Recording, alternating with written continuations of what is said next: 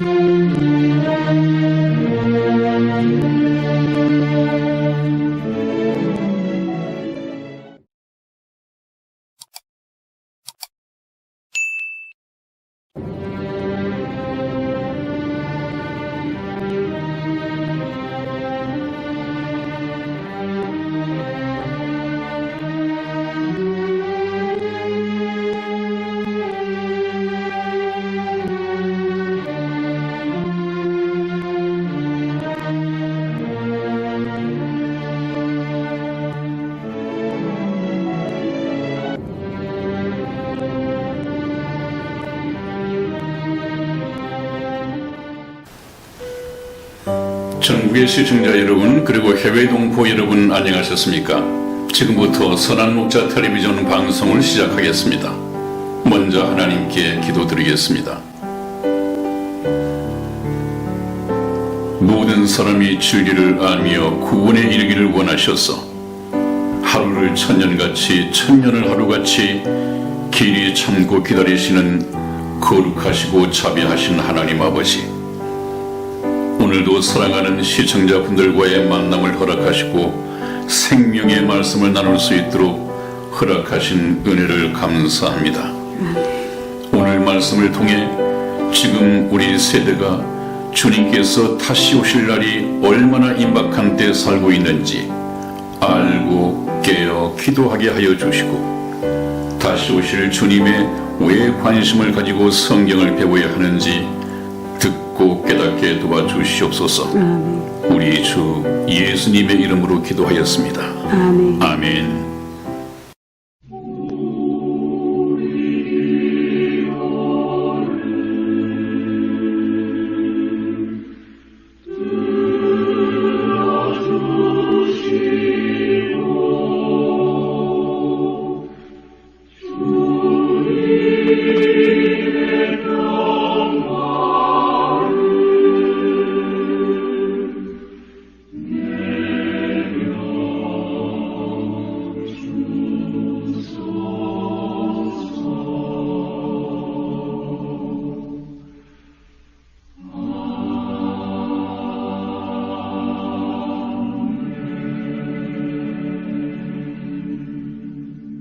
여러분, 오늘 여러분과 함께 만나볼 성경 예화 주제는 하늘 왕자와 시골 처녀와의 사랑 이야기입니다. 하늘 왕자와 시골 처녀와의 사랑 이야기, 어떤 내용인지 같이 한번 들어보시겠습니다. 키르케고르는 덴마크가 낳은 위대한 철학자이다. 그가 남긴 글 중에 사람을 사랑하심에 하나님이 택한 방법을 설명한 글이 있다. 어느 나라의 왕자가 사냥을 나갔다 돌아오는 길에 시골길에서 한 처녀를 만났다. 얼마나 사랑이 가는지 궁으로 돌아와서도 그 처녀를 잊을 수가 없었고, 시간이 지나면서 그 처녀에 대한 사랑이 가슴에 상처로 남을 만큼 깊어져 가고 있었다. 드디어 왕자는 그 처녀를 궁으로 데려와 배필로 삼아야겠다는 결심을 하기에 이르렀다. 그런데 어떻게 데려올 것인가를 궁리하다가 세 가지 방법을 생각해냈다. 첫째는 왕자 자신의 권위로 다가가는 방법이다. 왕자의 정장을 하고 부하들을 거느리고 다가가서 청혼하는 방법이다. 그러나 그렇게 해서는 그 처녀의 진정한 사랑을 얻기에는 합당치 않다고 느꼈다. 둘째는 왕궁의 영광을 보여주는 방법이다. 부하를 보내어 처녀를 왕궁으로 데려다가 왕궁의 영광스러운 모습을 보여주고는 청혼하는 방법이다. 그러나 이 방법도 마땅치 않다는 생각을 했다. 그렇게 하면 그녀에게 사랑의 마음이 없어도 왕궁의 영광을 보고 결혼에 응할 수 있을 것이라는 생각이 들었기 때문이다. 셋째는 왕자도 왕궁도 진정한 사랑을 보여주기엔 합당치 않을 것이니 왕자 자신이 시골 목동의 모습을 하고서 그녀에게로 다가가 사랑을 고백하고 서로의 사랑을 확인하여 왕궁으로 데려와야겠다는 결론을 내렸다. 이 이야기에서 키르 케브르가 말하는 것은 하나님께서 사람을 사랑하시는 방법을 인간적인 모습으로 그린 글이다. 이야기 속의 왕자는 예수 그리스도이시며 시골 처녀는 이 지구촌에 살고 있는 사람들이다. 왕궁은 말할 것도 없이 하늘나라이다. 지혜로우신 왕자인 예수는 시골 처녀인 사람들을 사랑하시는 방법으로 세 번째 방법을 택하셨다.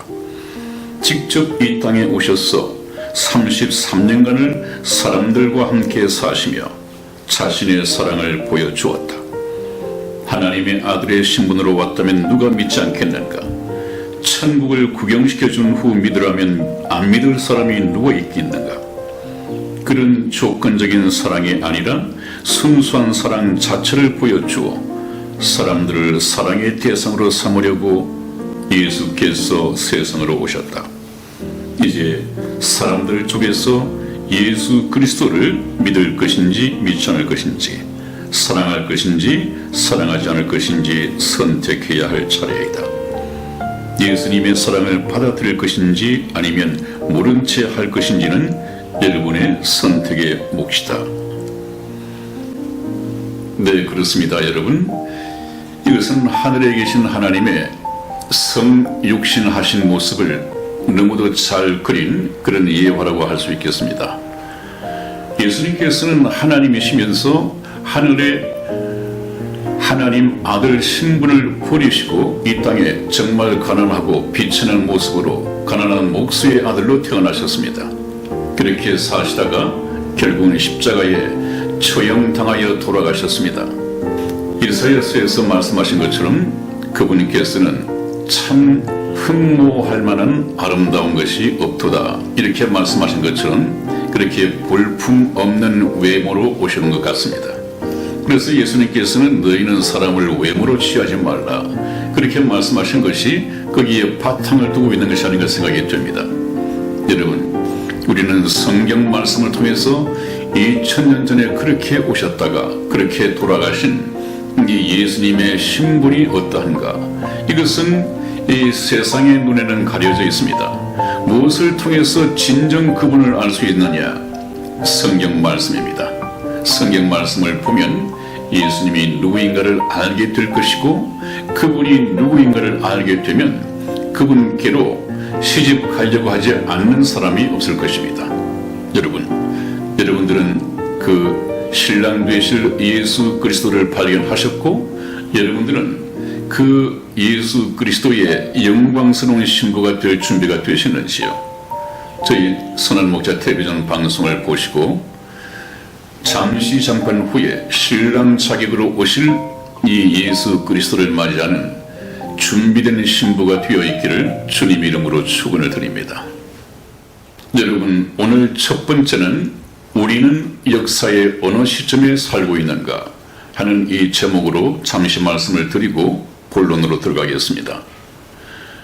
저희 선한 목자 텔레비전에서는 여러분들과 함께 태초 천지 창조에 대해서 상세하게 공부를 했고, 그 다음에 이스라엘의 구약 역사를 통해서 아브라함 시대에 이스라엘 백성을 선택하시고 출애굽시키시고 하나님이 이스라엘 백성을 여호와의 증인으로 삼으셔서 어떻게 하나님을 경험하게 하셨는가.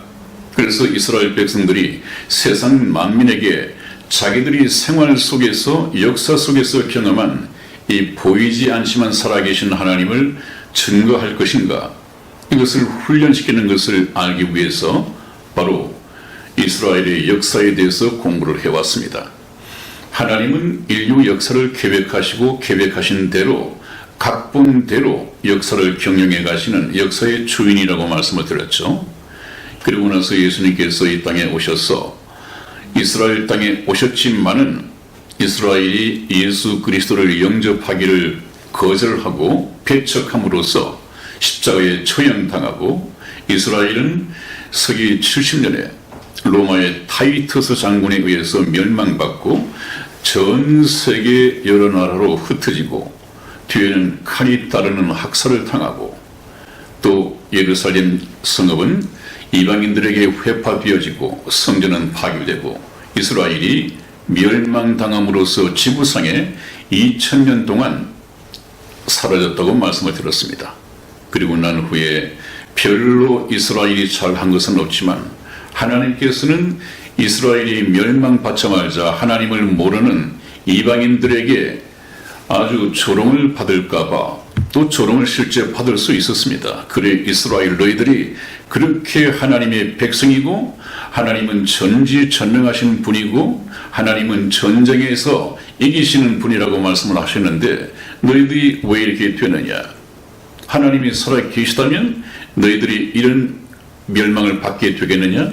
그러니까 더 이상 하나님이 계시다는 말은 입 밖에도 끄집어내지 말라.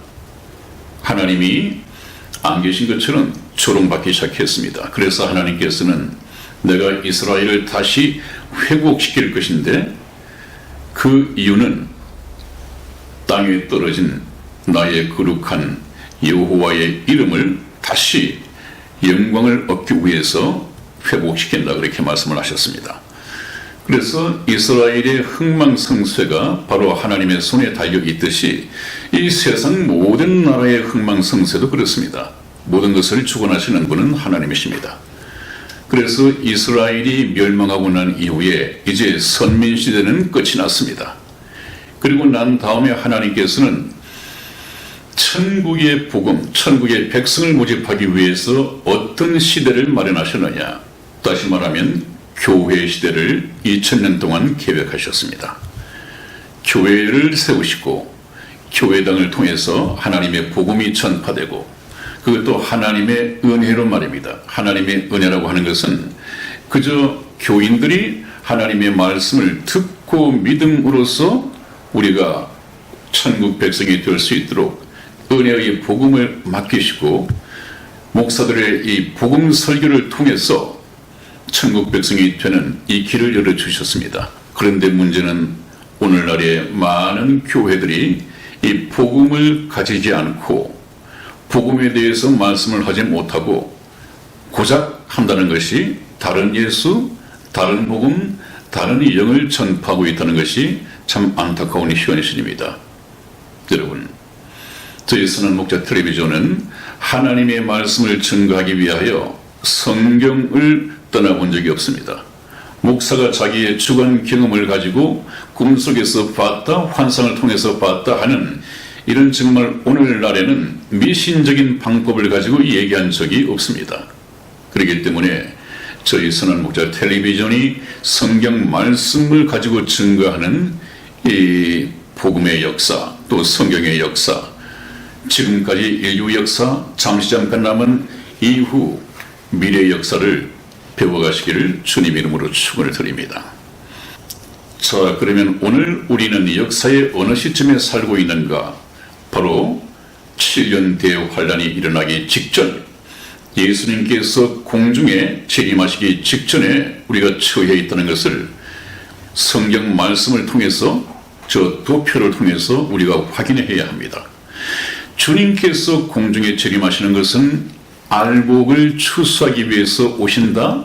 그러므로 저와 여러분들은 쭉정이가 아니라 하나님께서 기뻐하시는, 하나님께서 농사 지으신 알찬 열매로서 알복이 되어 있어야 합니다. 그것이 무슨 말이냐? 성령으로 거듭나 있어야 된단 말이죠. 천국 백성의 자격을 취득한 상태에서 있어야 된단 말이죠. 그 알복을 하늘나라로 추수하기 위해서 오시는 것이 주님의 공중 재림입니다. 또 다른 말로는 어린 양의 혼인잔치다. 어린 양의 혼인잔치가 주님께서 공중에 재림하시면 주님께서는 이제 신랑 자격으로 오십니다. 그러면 밑에 지구촌에서 준비되어진 이 알곡들은 또 다른 표현을 빌리자면 예수 그리스도의 신부 자격으로 혼인잔치에 들어가기 위하여 공중으로 들림을 받게 됩니다. 그래서 공중에서 7년간 어린 양의 혼인잔치가 있게 되죠. 거기에 저와 여러분들이 반드시 참여해야 합니다. 그리고 난 다음에 이제 공중에서 7년 동안 있을 때 그리스도인들에 대한 그리스도의 심판대가 펼쳐집니다.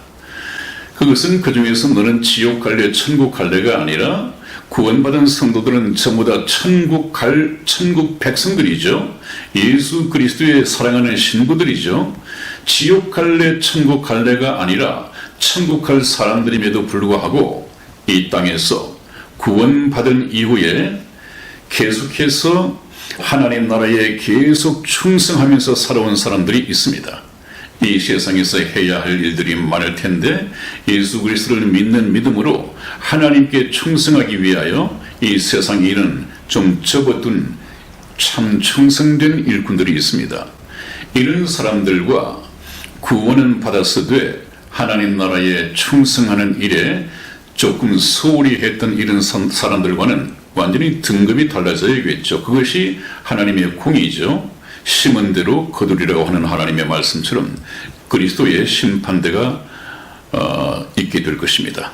저와 여러분들은 지금 이 시간에 이번에 저희 천국 복음을 통해서 구원을 받더라도 남은 인생 기간 동안 열심히 충성하여 영원히 썩어지지 아니할 하나님 나라의 이 상급을 받아야겠습니다. 그래서 우리는 지금 7년 대환란 직전에 또 예수님께서 공중 재림하시는 것과는 7년 대환란이 임무교대되어지고 맞물려 돌아갈 텐데 순간적으로 말이죠. 반드시 이 시점에 와 있습니다. 그러므로 깨어서 기도해야 될 것이 주님께서도 말씀하신 것이 그러므로 너희는 정신을 차리고 기도하여 깨어 있으라. 언제 너희 주가 임할는지 너희가 알지 못함이니라. 오늘 밤일는지 내일이든지 그건 우리가 알 수 없는 것입니다. 그렇기 때문에 항상 깨어 있는 상태에서 주님을 맞을 준비를 해야 하겠습니다. 다음을 한번 보시겠습니다. 오늘 이제 지난번 말씀에 이어서 계속 되어질 말씀이 이스라엘의 회복은 무엇을 의미하는가 하는 것을 우리가 알아봐야 됩니다. 이스라엘은 1948년 5월 14일에 독립을 했고 빠른 속도로 회복되어 가고 있다고 그랬죠. 이 이스라엘의 독립과 회복이 무엇을 의미하는가 우리가 굉장히 중요합니다. 왼쪽에는 이 홍해 바다 기적처럼 이스라엘의 독립이 기적이었습니다. 인간으로서는 이루어낼 수 없는 기적적인 일이었습니다. 그래서 이것은 하나님께서 독립을 시키시고 해방을 시키셨다. 네, 이스라엘의 회복은 무엇을 의미하는가? 우리가 성경 말씀을 통해서 한번 확인해 보겠습니다. 누가복음 21장 24절 말씀을 이승희 집사 읽어드리겠습니다. 저희가 칼날에 죽음을 당하며 모든 이방에 사로잡혀 가겠고 예루살렘은 이방인의 때가 차기까지 이방인들에게 밟히리라. 아멘. 아멘.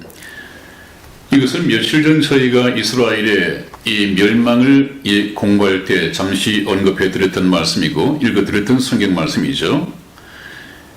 저희가 칼날에 죽임을 당하며 모든 이방에 사로잡혀 가겠고 예루살렘은 여기가 중요합니다. 예루살렘은 이방인의 때가 차기까지 이방인들에게 밟히리라고 그랬습니다.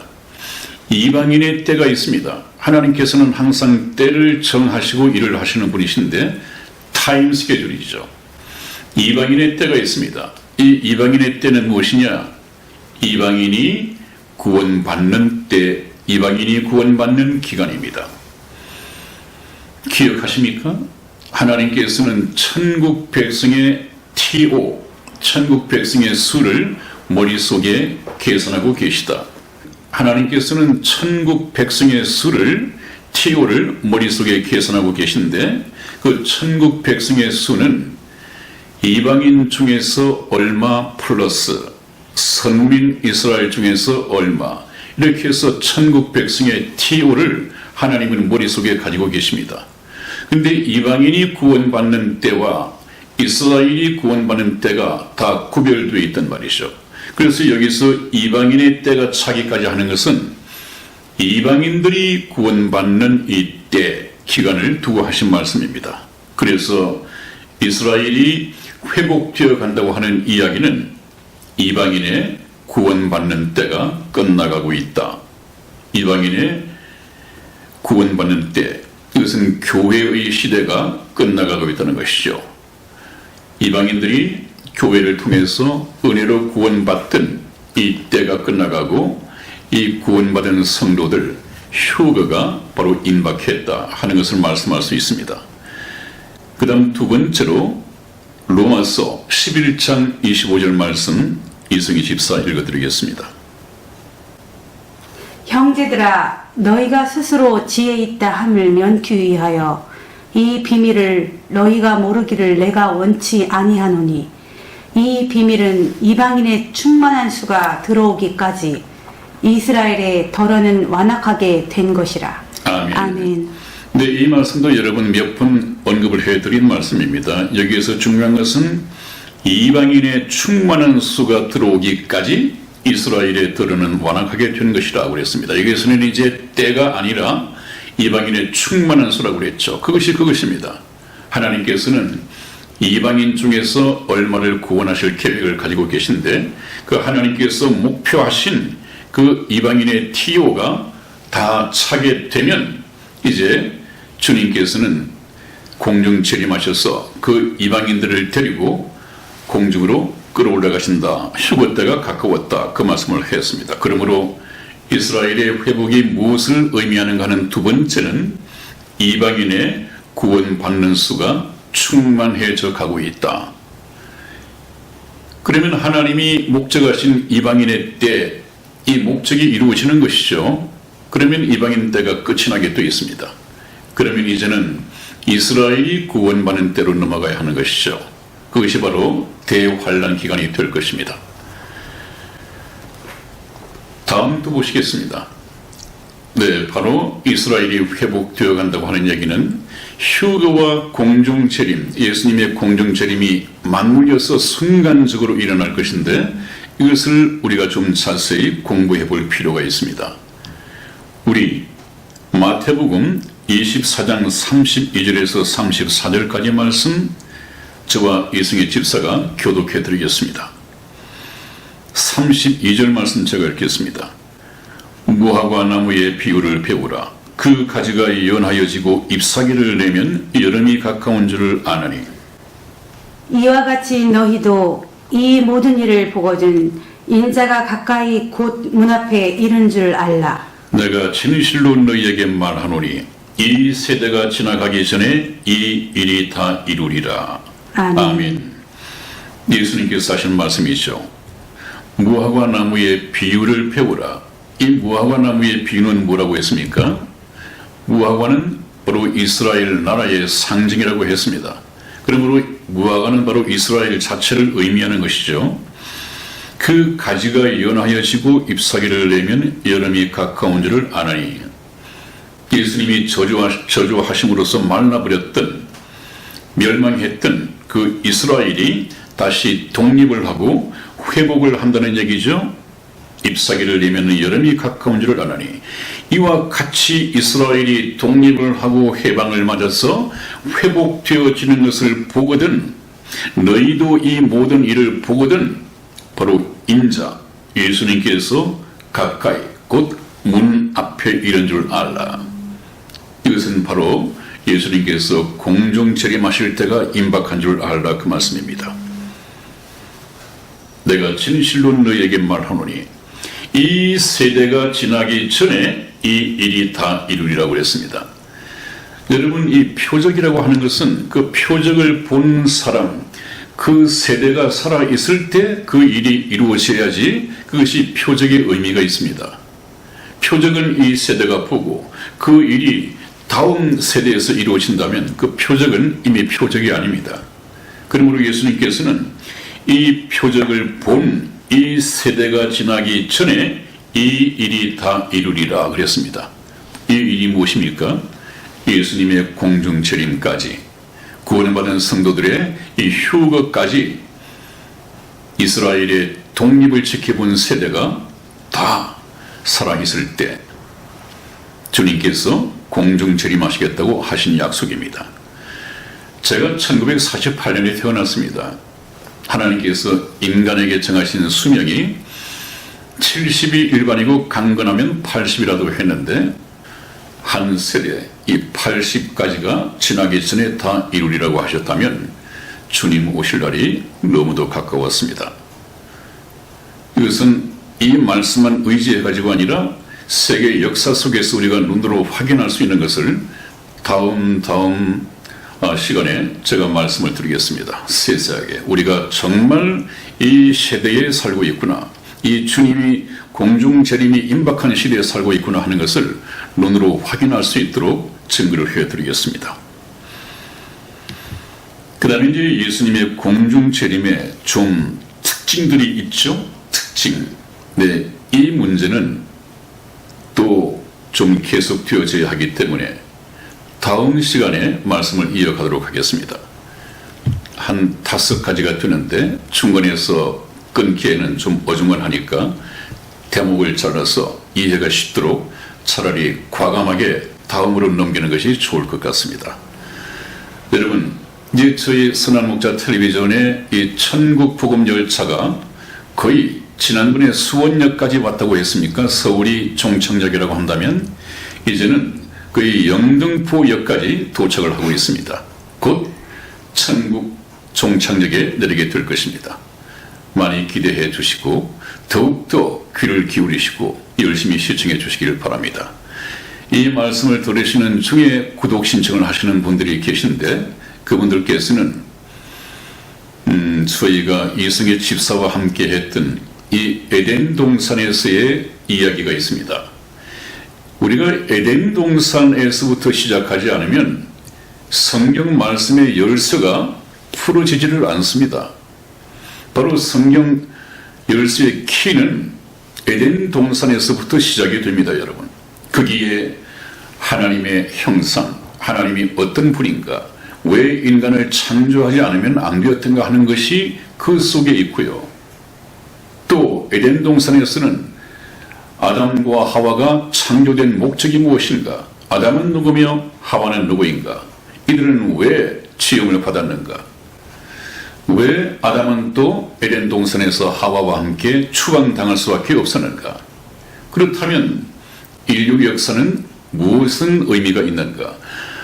오늘날에 참 세상적인 학식을 많이 갖춘 분들도 이 인류 역사에 대해서 논할 수 있는 사람이 없습니다. 왜냐하면 성경을 통해서 에덴 동산의 역사를 모른다면, 에덴 동산에서의 사연을 모른다면 인류 역사의 의미와 인류 역사의 목적을 이해를 할 수 없습니다. 하나님께서 인류 역사를 계획하신 목적과 또 경영해 가시는 이 방법을 알아야만이 드디어 역사에 대해서 논할 수 있고 평론할 수 있고 그렇습니다. 그래서 제가 참 안타깝게 느끼는 것은 만나본 많은 사람들, 목사님들, 에덴 동산은 하나의 전설적인 이야기로만 치부해버리고 주일 학교에만 가르치는 그런 이야기거리가 또 있습니다. 그렇지 않습니다. 에덴 동산에서 우리가 참 진지하게 살아계신 하나님, 하나님의 창조 목적을 발견하지 못한다면 역사에 대해서도 알지 못합니다. 내가 이 세상에 왜 태어났는지, 하나님께서 허락하신 7, 80년 사는 동안에 내가 해야 할 일이 무엇인지, 이 인생의 목적조차도 설정을 못하고 있습니다. 여러분, 중간에서 저희 구독 신청을 하고 신청하시는 분들 반드시 제일 처음 1편부터는 아니더라도 에덴 동산에서부터 출발하시고 그 다음에 이제 저 앞에서 했던 이야기들, 그것은 사실상 우리가 전혀 예수 그리스도 종교에 대한 편견, 예비적인 지식이 없는 사람들에게는 에덴 동산에서부터 출발해도 충분합니다. 그러나 저희가 오랫동안 이것은 아니다, 예수 믿는 것이 이것은 아니다고 얘기한 것은 잘못 알고 있는 것을 치워내기 위해서, 지우기로 치워내기 위해서 그 작업을 한 것입니다. 참 성경을 아는데 잘못 알고 있는 사람들의 편견을 치우고 바른 것을 심어주기 위해서 그렇게 시간이 걸리고 어렵습니다. 복음은 정말 간단한 것이거든요. 그런 잘못 그려진 그림이 없다면, 지워야 할 그림이 없다면 바로 갖다 심으면 되는데, 바로 갖다가 그리면 되는데, 그런 사람들은 차라리 교회를 다니지 않았기 때문에 더 순수하게 받아들일 수가 있습니다. 여러분, 기대하시고 다음 시간을 계속해서 경청해 주시기를 주님 이름으로 축원을 드립니다. 감사합니다. 안녕히 계세요.